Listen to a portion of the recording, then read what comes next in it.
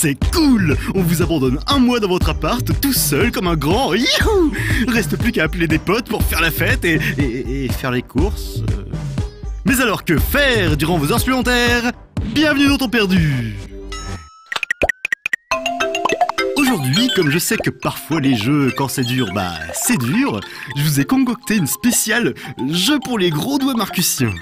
Alors, si vous êtes un fidèle de cette mine d'informations que vous êtes en train de regarder, là oui, et je vous vois, vous connaissez déjà la série des gros comme moi de Ice Maze. Le principe est simplissime. Il suffit d'utiliser dans le bon ordre les objets à droite, là, pour que le truc au milieu puisse atteindre sa taille maximale. Et 4 objets, c'est pas beaucoup, du coup pour une fois c'est facile, et si c'est facile, profitez-en. Dans Temps Perdu, on kiffe les stars. Ouais, même qu'on kiffe trop les étoiles tellement ça brille dans le noir et que tu sais pas comment les éteindre, sauf si t'habites en centre-ville. Ouais. Et Yoshio Ishii, il aime bien ça aussi les étoiles. Du coup, c'est aujourd'hui le 6e épisode de sa série cultissime Oshi Saga. Le principe est donc toujours le même, il faut trouver dans chaque tableau où se trouve notre bel objet à 5 branches. Alors parfois c'est super simple, d'autres fois c'est n'importe quoi, et puis finalement c'est juste 25 énigmes supplémentaires, super bien pensées, super bien faites, et super trop bien. Je vous prierai donc de vous y précipiter au plus vite. Oui, enfin, vous pouvez attendre la fin de l'émission. Et dans le genre facile, il y a le trop rare puzzle game avec une légère, très légère, couche de RPG. Et ça tombe bien car voici venir Same Game Fighter de Ojamaka Games.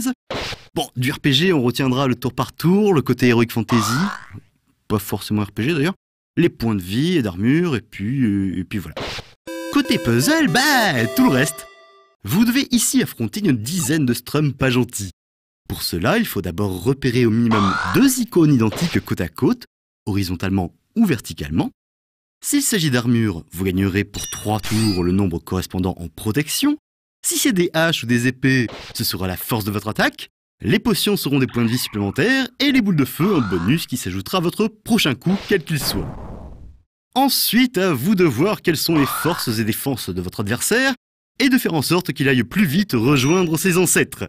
C'est assez simple et avec un peu de jugeote, on finit assez rapidement. Mais surtout, c'est un petit côté addictif qui fait que finalement, on aime à se le refaire plusieurs fois, comme ça, pour le fun. Et le fun, c'est bon. Être un vampire, c'est super cool.